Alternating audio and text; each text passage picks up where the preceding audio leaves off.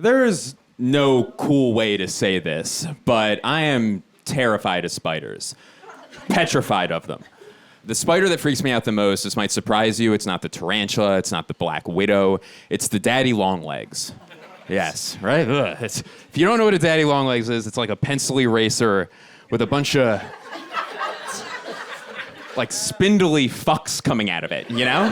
Like, like no. No, that bug's a pig. Mm-mm. And someone told me the other day that I told them that I was afraid of daddy longlegs spiders. And she goes, oh, well, actually, a daddy longlegs spider is harmless to human beings because its fangs are not strong enough to pierce human skin. And to that I said, oh, do not fucking talk to me like that. Don't speak to me that way. Its fangs are not strong enough. Like, socialize yourself. Go outside. What are we doing? Take that fang talk with you. I don't like that. I don't like it at all. And if you get nothing out of my set tonight, this is very important. She was wrong. She was very wrong. A daddy longlegs is not harmless to human beings because no animal is harmless to humans if he makes you call him daddy.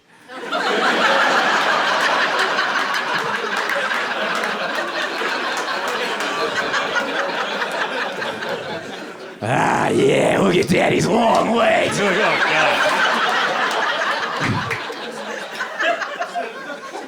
Kill it. Smush that pervert. We can't have it. Some more personal news, everybody. I got married a couple months ago. Thank you so much. Thank you. Do we see her? Huh? Got married to a human woman. Who's alive and well. In that order. Got married, and my wedding night, best night of my entire life. The morning after, worst morning of my entire life. Baby was hungover. I'm baby. I wake up, turn to my wife, and I go, I feel like a bag of trash. Do you have anything I can take? And she goes, nothing. And I said, nothing!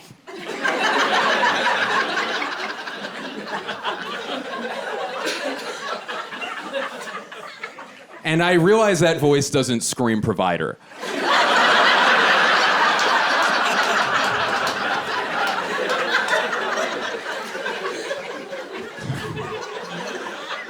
Doesn't even whisper provider, to be completely honest.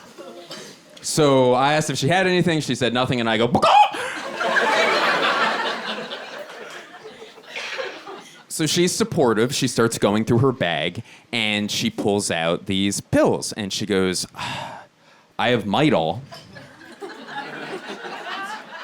And I said, what is that? It sounds efficient, right? You know? Midol, it sounds strong, like for guys. And she told me what it did, and it's for, if you don't know what Midol is, it's what women take when they're experiencing premenstrual, you know, nervous, I just got premenstrual symptoms.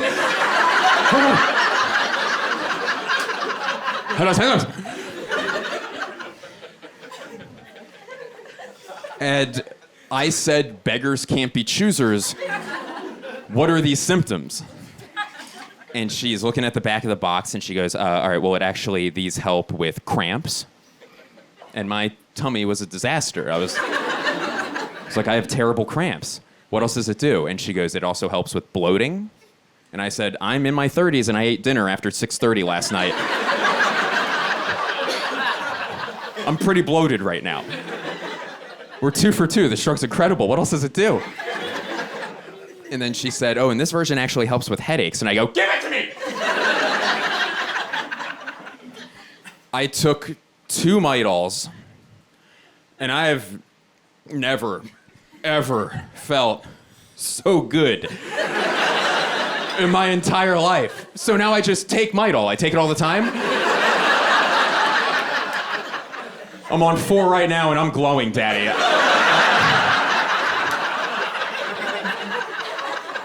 I have an aura. Being married means I'm a team player now. Team player over here, team player.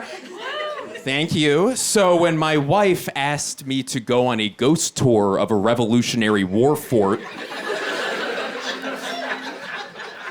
I said yes, even though that sounds like shit.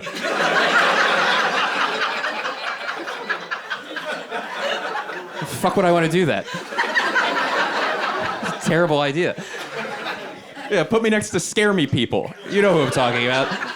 Life's not horrifying enough for you. You gotta go, why go to a haunted house when you live in a haunted world? But fine. I went. I was dreading it. And it ended up being, after my wedding night, the second best night of my entire life. Because the tour guide was what is the term? A fucking asshole. Every time he mentioned something scary or supernatural, he immediately debunked it with a perfectly logical explanation as to what had really happened. So I meet the tour guide, we're there, it's very dark out, and this guy, he's got a three-cornered hat on, big ass, bushy fucking mustache. This guy's like 6'5", 370, he's a mountain of a man, sword on his hip. If walruses had a navy, he would be an admiral. He'd be a full bird admiral in the walrus navy. It's the craziest sentence I've ever said. So we get to the first stop on the tour, and the guy goes, all right, everybody, gather around. Now, if you gaze across this fort, what do you see? Nothing but green grass everywhere. However, if you look at this 1 2-foot by 4-foot rectangle, you don't see any grass at all. And as a matter of fact, grass stopped growing here, legend says, right after the final execution was carried out here in this very location. It's almost as if the grass is too haunted to grow here. Or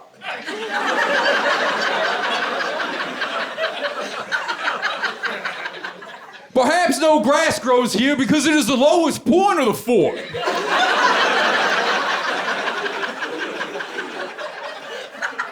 And whenever it rains,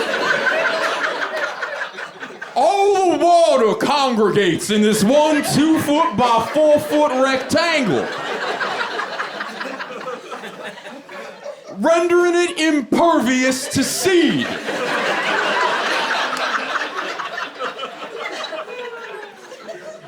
Is it a ghost?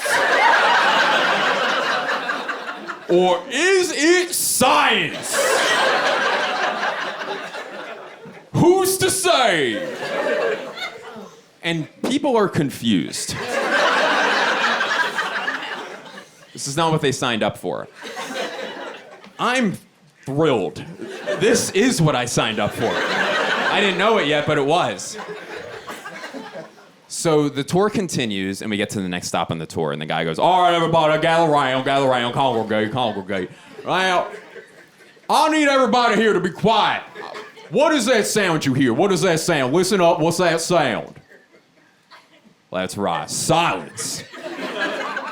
Can't hear nothing. However, multiple times over the year, we have our guests stay overnight here at the fort. We do a little camp out. And multiple times at 4 o'clock in the morning, our guests have heard a loud shrieking noise break out throughout the fort. A sound reminiscent of Mrs. Fredrickson when she found out that her husband, Colonel Fredrickson, the master of the fort, was beheaded by a cannonball in battle. And she was so upset, she hurled her body off the parapets of the fort, screaming all the way down until her body crashed into the ground, and she died. They say that noise was her ghost. Or perhaps that noise happens because we're in an area native to the northeastern red fox.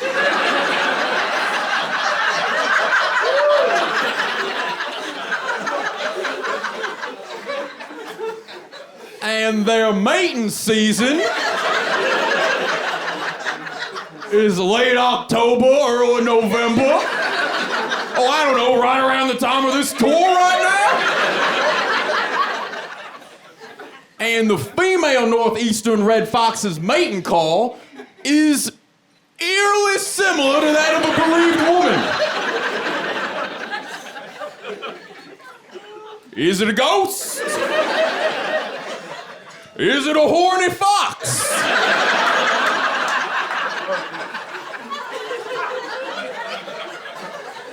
Who's to say?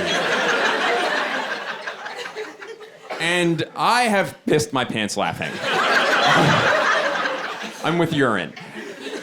People are furious. There was a lady on her phone looking up a refund for the tour that she was currently on.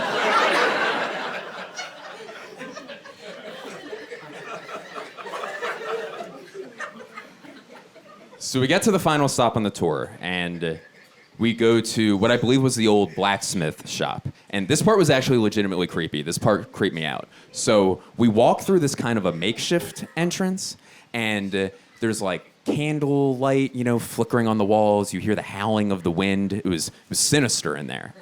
And the tour guy goes, "All right, everybody, circle up. Now, you might notice that we walk through a little makeshift entrance.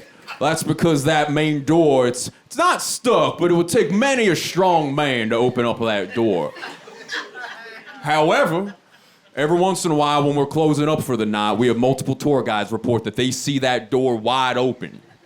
It's almost as if the ghost of the blacksmith, who literally cooked alive in this very location, swung that door open to get one more breath before he passes on to the other side. Perhaps it was his ghost that opened up that heavy door there, or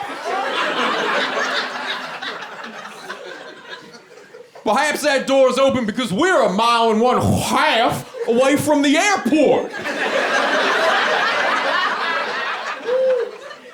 And when those big old military planes take off, they create a sort of suction.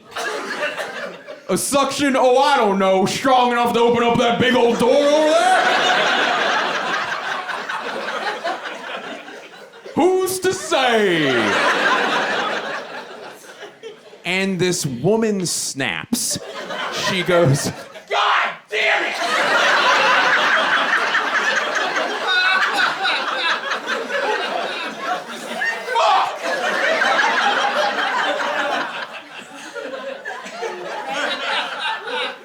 Sir, how long have you been giving tours at this fort? 20 years. In your 2 decades giving tour at this fort, have you ever seen a ghost? Have you ever seen one ghost? My guy goes, "Madam, I have noticed in my life that there is a direct correlation between one's level of education and whether or not they see ghosts.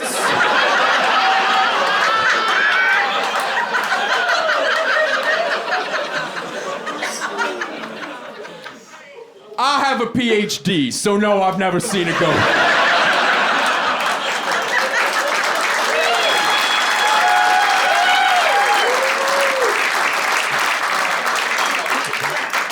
I'll pass that on to him.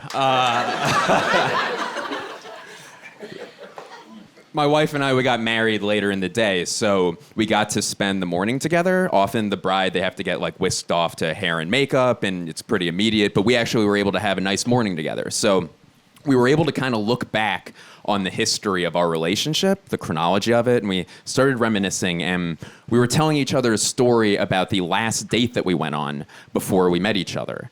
And this is my story. So, side note, I carry mints on me all the time. I think bad breath is inappropriate. So I have mints on me constantly, sometimes just loose in my pockets. I'm fun. And last date that I went on before I met my wife, I was walking into the restaurant and I met this girl and she was very nice. And we're walking in and then I noticed, and also side note, my wife, I love a lot of things about her. She's beautiful. She has a great sense of humor. By that, I mean she finds me funny. So very important. Sense of humor, very important to me. Fragile ego. So I'm walking into the restaurant with this girl, last date I went on before I met my wife, and I noticed that my shoe was untied. So I go to bend over to tie my shoe, and then 30 loose white mints come cascading out of my shirt onto the ground. And I panicked. I'm like, I gotta say something funny. So I just go, my teeth!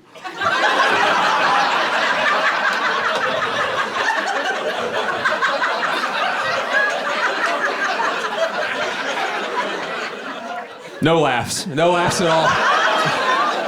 I was like, we shouldn't even do this, right? She goes, no, we should not. Good luck. And she was an Uber.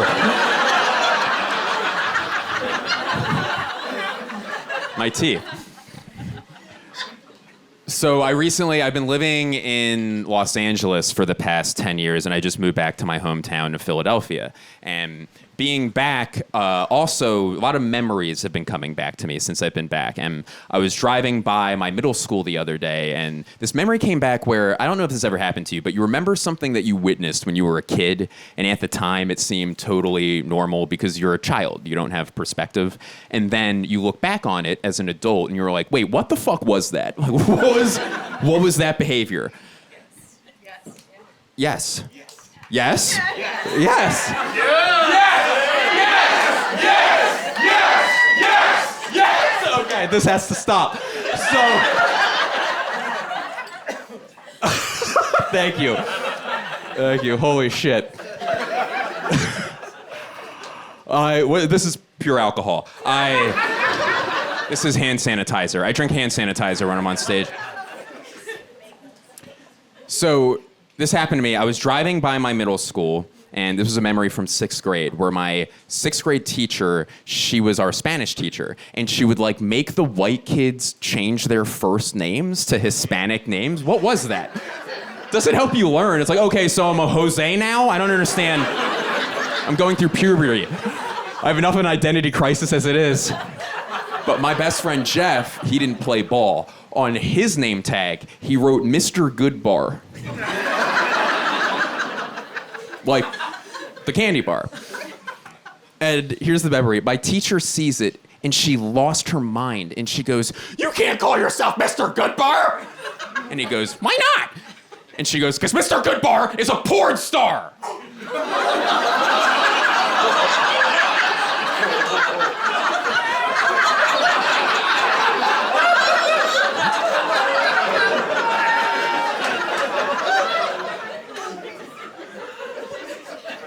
And I'm like, there's no way I'm remembering that correctly. So I looked it up. And it turns out Mr. Goodbar was a very famous porn star in the 80s. But we didn't know that. Because we were 11 fucking years old.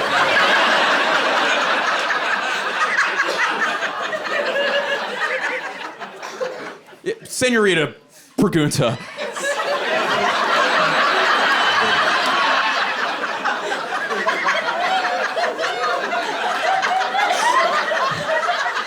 If I may, one pregunta.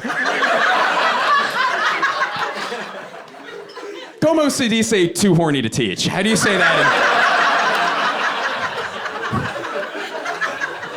Living in Philadelphia means I have mice in my home. It comes with the deed, and on the lease, it's my wife and I and 17 mice. You're gonna roll your eyes at this, but my wife and I were animal lovers, so we don't have the traps that kill the mice. Thank you. But we have the traps that trap the mice, and then you drive them 7.5 miles away.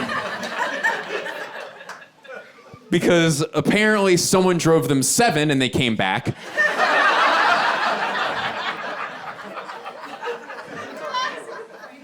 One of the most degrading trial and error situations, I would imagine.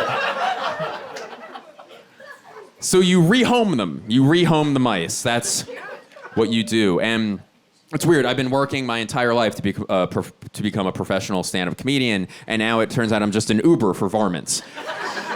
That's what I put on my taxes. Uber performance. I have 20,000 dependents spread throughout the city. They say it's the humane thing to do, though, not to kill them. What they don't tell you is how fucking weird you look when you drive into a random neighborhood, get out of your car, and then just release mice into it.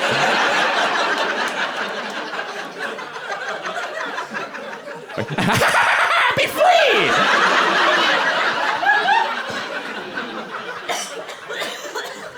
I did the other day while a school was getting out, and this little girl turns to her dad, and she goes, "Oh my God, Daddy, is that a wizard?" Because no, he's more of a male witch if you get to know him, actually. That's more of his vibe. I've been going down to this place called the Jersey Shore a lot since I moved back to the East Coast. If you don't know what it is, it's like the beach where people from Philly and New York go. And there's a place in particular that I've been going. It's called Ocean City, New Jersey. And yes. And I've been going, like, that's going to have to be cut out, what I just did. We can't have it. Oh. They blur it out, you know, it's so fucking humiliating. Like, oh!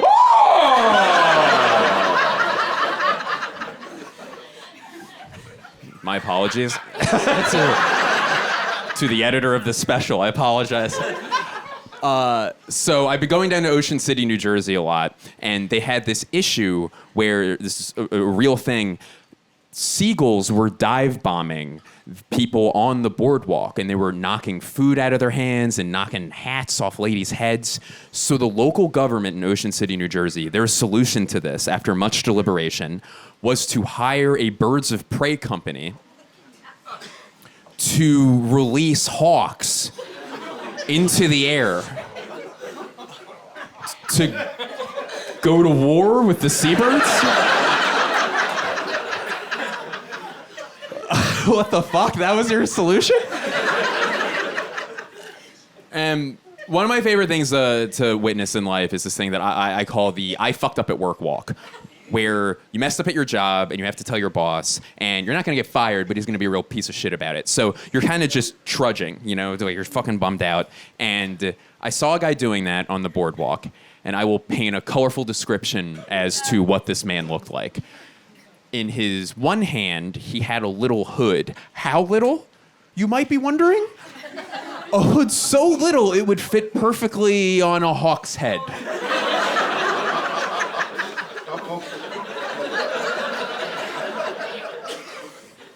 And on his other hand, he had a big, scary, thick leather glove going up to his shoulder. And this next part, I feel like I actually don't have to say because you're probably already picturing it in your head, but just in case I'm missing some people, long gray ponytail down his back. You saw it? We saw it. We all saw it. And this guy's trudging, and he goes up to his boss, who looked exactly like him, except his long gray ponytail was like 6 inches longer, you know, to show rank.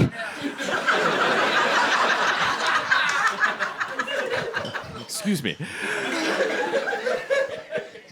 And our first guy, he goes up to his boss and goes, "I messed up!"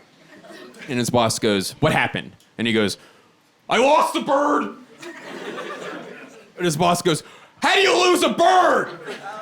And I go, "May I interject?" It's a bird. I would imagine, is it the wings? Did it use its wings? Its God-given wings? Oh, okay, they flew away, you fucking idiot. That's how. I'm not a business expert by any stretch of the imagination, but I would imagine part of the risk assessment when you open up a hawk company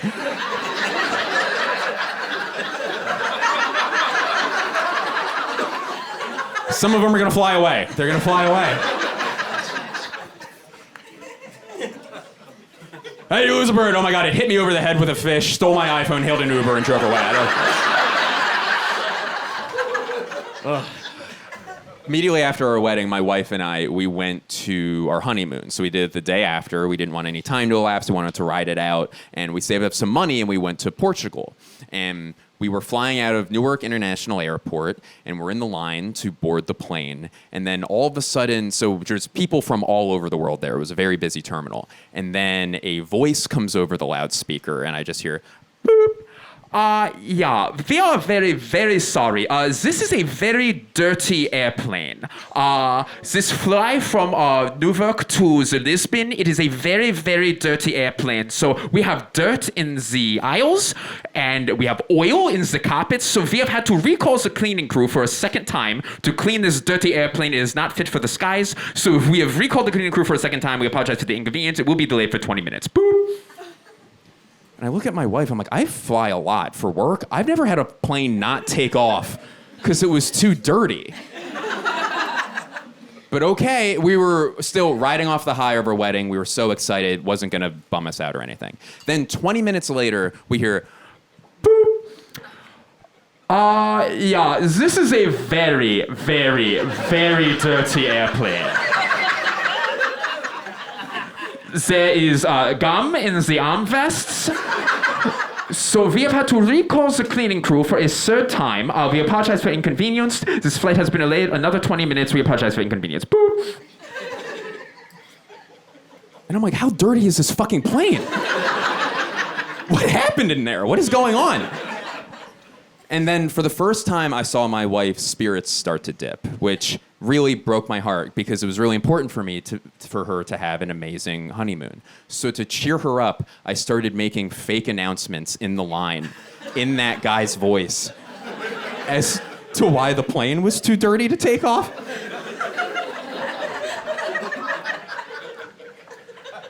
Boop. Yeah, this is a dirty, naughty, filthy, dirty little airplane. This is a nasty bird.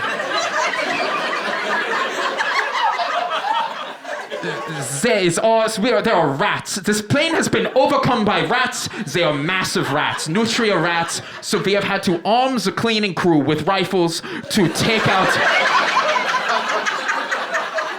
to shoot these rats on sight, execute the rats. So we apologize for inconvenience. We must grab the rifles, arm the cleaning crew. They have been recalled and commissioned into service for a fifth time. We apologize for inconvenience. This flight has been delayed 20 minutes. Boop. Boop. Oh, fuck me. Okay, shit.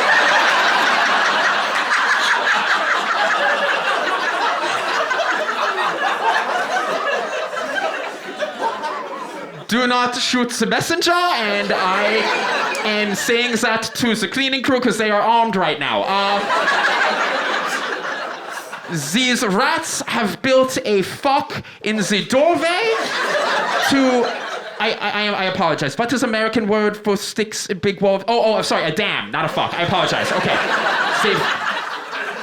They've built a dam, and we have actually executed the rats, but we have also identified the rats as food source.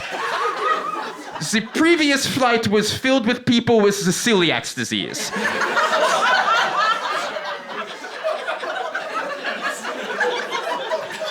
And as a courtesy to the celiacs, we passed out the Nutrigrain gluten-free Nutrigrain bars. Now, you know how crummy the normal Nutrigrain bars are? Well, you use the almond flour in those suckers, and they are fuck-ass crumbs. They suck a dick with my ass, they are filled with crumbs. So, we have had to recall the cleaning crew for a sixth time. We apologize for inconvenience. This flight has been delayed another 20 minutes. Boop. Boop. Okay. Okay. So crazy development. The plane is clean. That is the good news. The bad news: we have a pedophile ghost in the bathroom.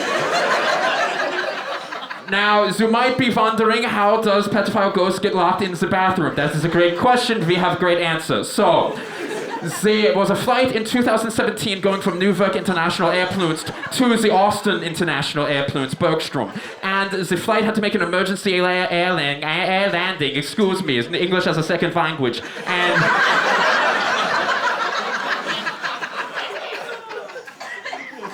it made an emergency landing in the Orlando, Florida airport. And upon finding out that they were landing at Disney World, the perverts had a heart attack and died in the bathroom.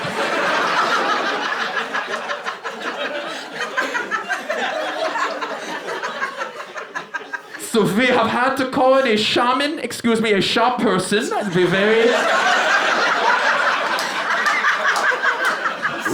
We are very progressive on these airplanes. It is a shop person. We have called them in from the Shreveport, Louisiana, and unfortunately we do have no direct flight, so this shop person will not get here until tomorrow, and by then the plane will be damned, so we must bury the plane underneath 500 feet of sand. We apologize for the inconvenience, this flight has been canceled.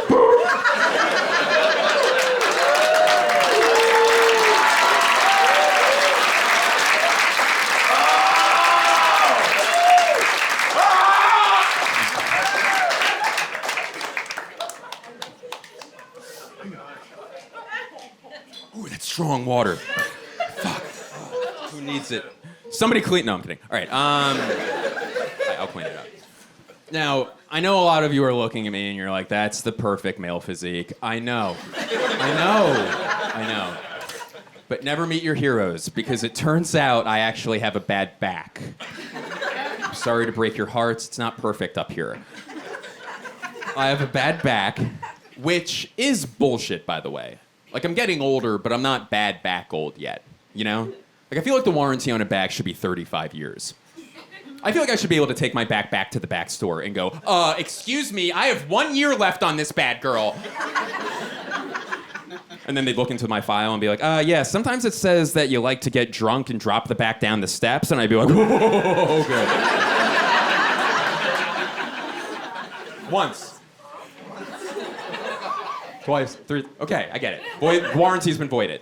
But when I moved from Los Angeles across the country to Philly, I needed to get a new back doctor. So I found one, and I was being onboarded into the system by the nurse, and she asked me how I hurt my back. So I answered, honestly, my parents live in Charleston, South Carolina, where barbecue's massive. So their neighbor needed help lifting his smoker into his truck. So when I bent down and lifted it up, my back went out. So I told her what happened. I said, I hurt my back lifting a smoker into a truck. And then she goes, oh, and did you know the smoker?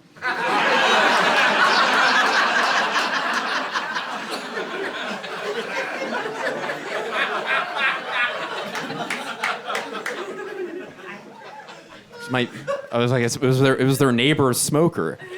And she goes, okay, the smoker was your neighbor. And then I also have one more question. I go, hold on. When I said I hurt my back lifting a smoker into a truck, did you think I meant I hurt my back lifting someone who smokes? Nobody talks like that. Why would I bring up his addiction?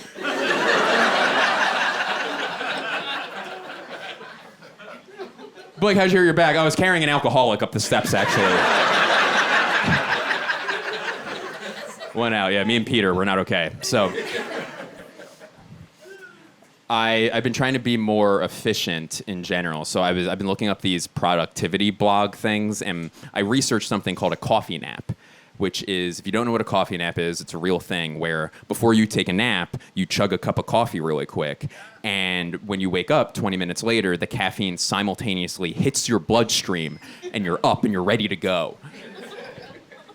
Because that's how you want to wake up. You don't want to ease into your day. You want to go from nice dream world to...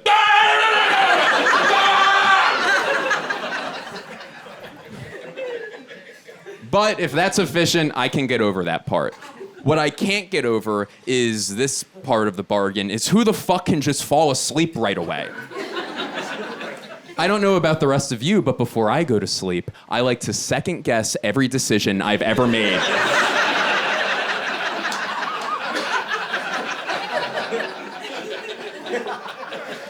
in my goddamn life. That's how I rest. Before I go to sleep, I'm like, oh God, does she love me as much as I love her? Did I lock the front door? Do we even have a front door? Oh God, I spent $500,000 on college. I'm a glorified clown. Okay.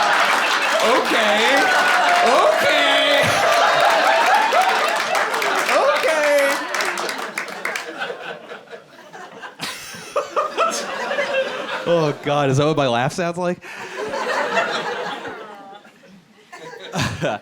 My wife and I, we have a dog named Ollie who is the best thing on earth. I love him. He's incredible. He's 40 pounds, part Australian cattle dog, part whippet, part beagle, whole adorable. It's insane how cute this dog is. I wish he was here. I love him so much. But whenever I take Ollie for a walk, whenever he sees another dog, he gets really afraid of other dogs on his walks, where he'll get down on his little belly and look over his cute little paws and start shaking. And it breaks my heart because I love him so much. And I've always thought, geez, why does Ollie get so afraid of other dogs on his walks? And then it occurred to me, I was like, oh, if other human beings treated me on my walks the way that other dogs treat my dog on his walks, yeah, I'd hate walks too. If I was walking down the sidewalk and then some man missing patches of hair on his head with a tooth going in a direction that doesn't exist charged me and was like, I'm gonna kill you! I'm gonna fucking kill you! I'd be like,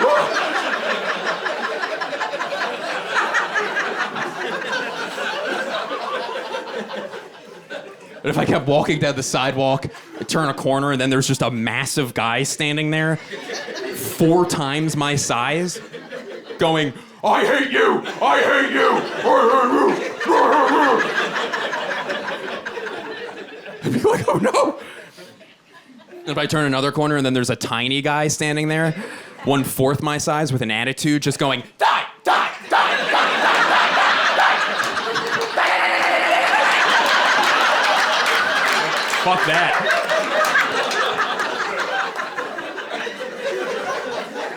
Is that what walks are? Don't mind if I don't. No. My wife and I, for Christmas, we got professional photos taken of our dog, Ollie, because we're pieces of shit. That's who does it. It's white men named Blake and their wives. We get the photos back. He looks so cute, so adorable. He's got a big elf hat on, like a comically large bow tie. They put him in a candy cane forest. I'm like, this is the cutest thing I've... And then I look closer at the photo and I go, oh my God. And then I asked my wife to come in and I go, did you see this? And she looks and she almost vomited. She goes, oh my God.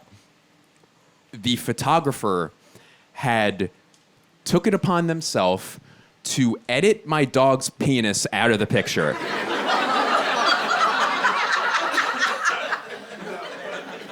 An important note, we didn't ask them to do that. I think that's an important thing. We didn't choose that package.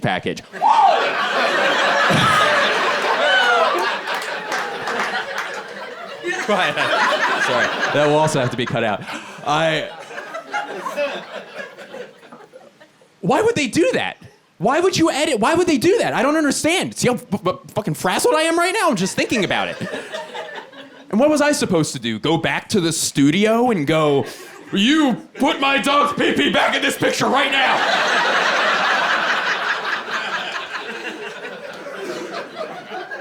Then I'm the weird one. Like, why do you care so much, you know? There's other guys with the same issue, you know? A bunch of people holding their messed up photos. Like, there's a big guy there being, oh, I used to have a Great Dane. This is an okay Dane at best.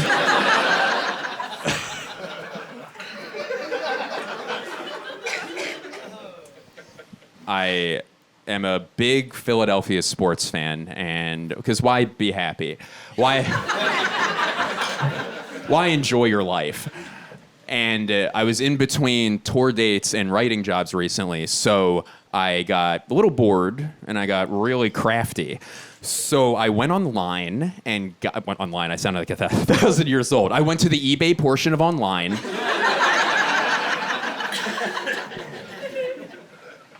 I have a password and everything. And I bought this cool, like, 1980s retro Philadelphia Eagles patch from, like, the Dick Vermeil era.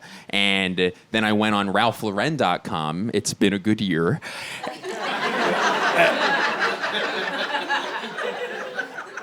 And bought a white polo shirt.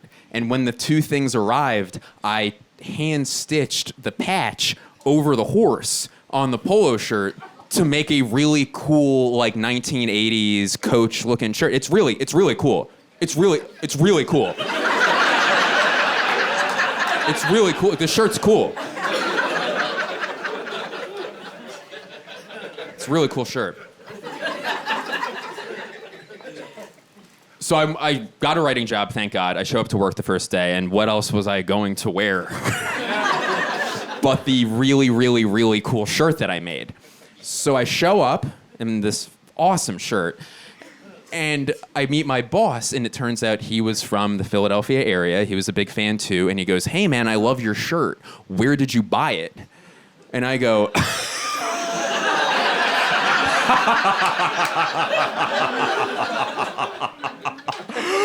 Buy it?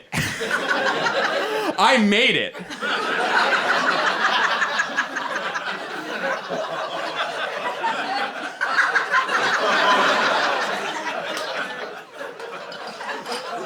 And he goes, "Okay," and just walked away. Which is not the reaction I was looking for. It's a really cool shirt. It was such a cool shirt. You'll see it. You'll all see it. It's a great shirt. It's a fucking great shirt. So a little while later, I'm working, and then my boss thought I was out of earshot. And I hear him say to my other boss, he goes, "You know, Blake makes his own clothes." I'm like, well, now it sounds sad. It sounds like I'm not doing well, you know? It was such a cool shirt. I don't understand what's happening right now. I do love being back on the East Coast, and one big reason is because I'm near family now. And my brother, while I was living in LA, he had my niece, his daughter Sophia, and she's adorable, she's 4 years old, but I've missed most of her life because I was living on the West Coast. So I've made a big point as an uncle to spend more time with my niece, Sophia. And Sophia has a favorite show, it's on Netflix, called Spirit. It's like a cartoon horse, and she has a favorite toy. It's a stuffed animal horse that she calls Spirit. And we were in a grocery store the other day, and Sophia was acting up. It was me, my brother, Sophia, and she's running up and down the aisles, grabbing things off the shelves, throwing them on the ground, screaming, all the while holding her stuffed animal horse Spirit in her hand. And my brother had a moment of weakness as a parent, and he screamed at her. He shamed her in front of the whole grocery store, which is not funny. But what is funny is what he yelled. So he gets down on her level, and he goes, "Sophia! If you don't start behaving right now, I'm gonna take away your spirit!"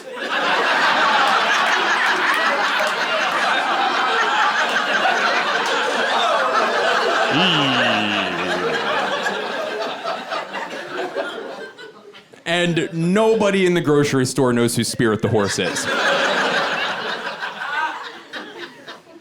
They just see a grown man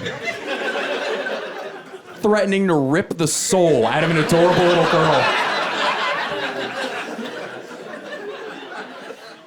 There was a guy 6 aisles away. I just hear him go, "Jesus fucking Christ!"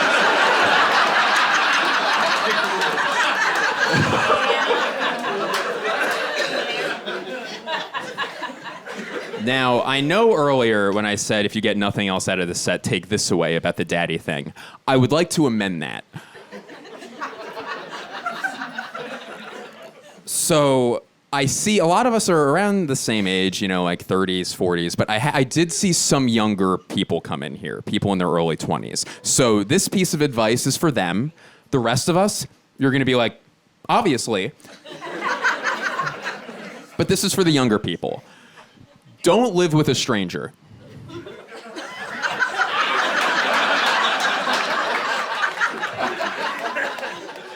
Don't do it. Do not do that. And I speak from experience. I've lived with a stranger twice. The most recent time was before I moved in with my now wife. My roommate and I, our third roommate, suddenly moved out. So we had to find a new one quickly, and we went on this thing called Craigslist. And if you don't know what Craigslist is, a guy named Craig made a list of perverts that you can live with.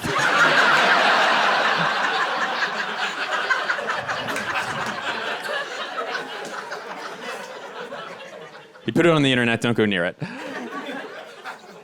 And I should have known better because I had lived with a stranger before that, where when I was in college, if you've never been to college, what they do, if you don't know anyone there your freshman year, they match you up with a random person to live with, which is strange because you're not living in a mansion, you're sleeping 2.5 inches away from this person.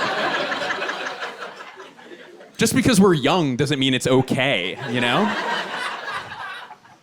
And I went to school in Boston. I went to this school called Emerson College. And if you don't know what Emerson College is, it's a private institution for gay Jews.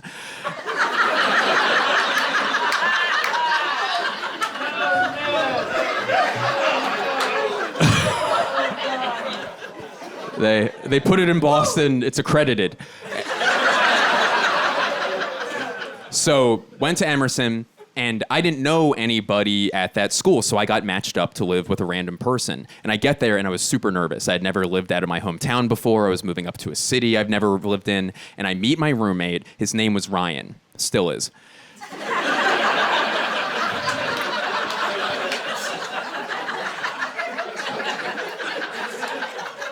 There wasn't a rebrand. I meet Ryan, and it turns out Ryan is awesome. He loves comedy, he loves sports, we had so much in common, and we had an amazing first day together. And we go to bed that first night. I turn to Ryan and I go, hey man, I was really nervous about meeting my roommate here, and I just want to let you know I couldn't be happier that it's you. And he goes, yeah dude, it's going to be a great year. Then halfway through the night, Ryan had something called a night terror.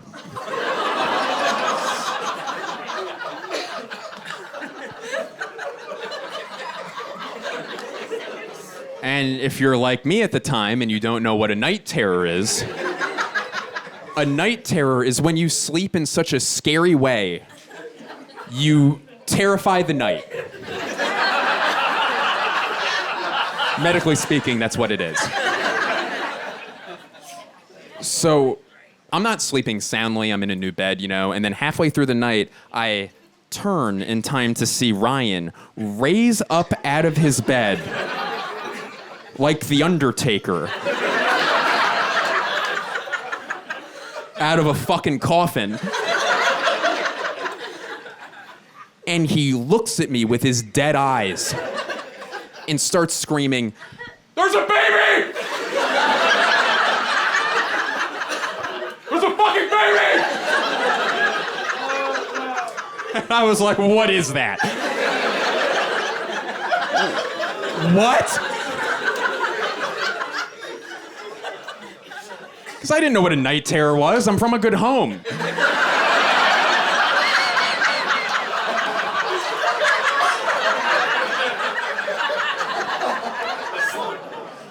And he is screaming over and over and over again, "There's a baby! There's a fucking baby!" And I go, let's get it! And I just threw my blanket in a general direction.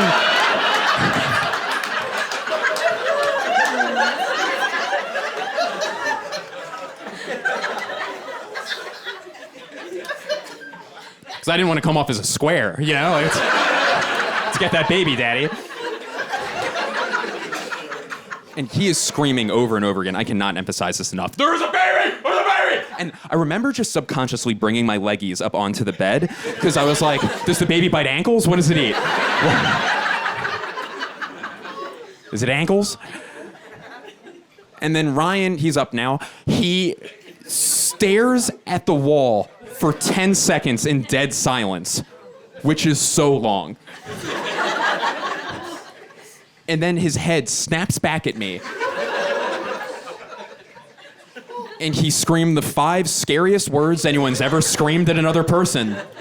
And he screamed them at me. He goes, "The baby's under your bed!" And I go, "No, no!"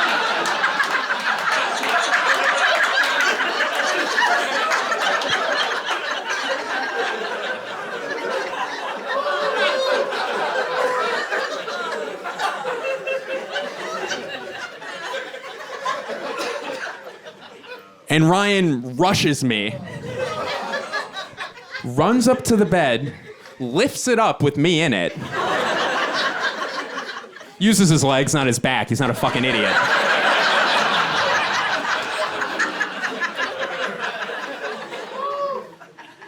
Then I roll out of the bed like a sack of bricks. He drops the bed, turns back to his bed, shuffles over, gets in, pulls up the coveys, and goes to sleep.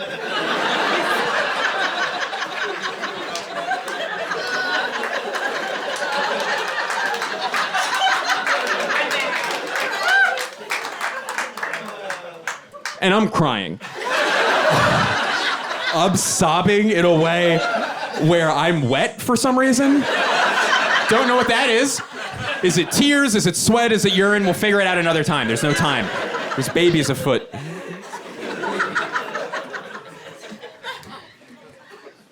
And I don't go back to bed after that. That's the end of sleep for me. That's over with. Good Lord, is that what sleep looks like? Ryan wakes up the next day, and he looks rested. He looks insultingly rested. And he looks at me and he goes, "Hey, brother, how'd you sleep?"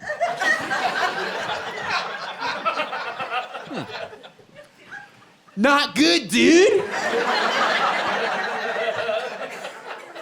I didn't sleep good at all." And he was like, "Oh, why? Was it like the sounds of the city, like traffic?" And I go, "No."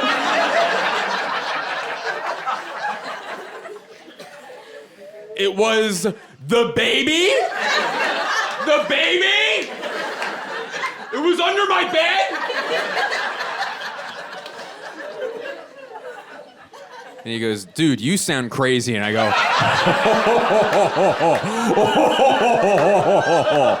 "Oh." So I rushed him. Rye guy's an agile little fuck, so he got out of the room. And this just white cheddar fucking snitch goes to the head of housing.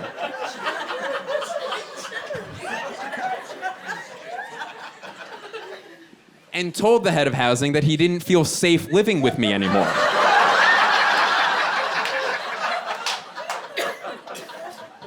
Because I scream about babies and such. The bad news, nobody wanted to live with me after that. Nobody.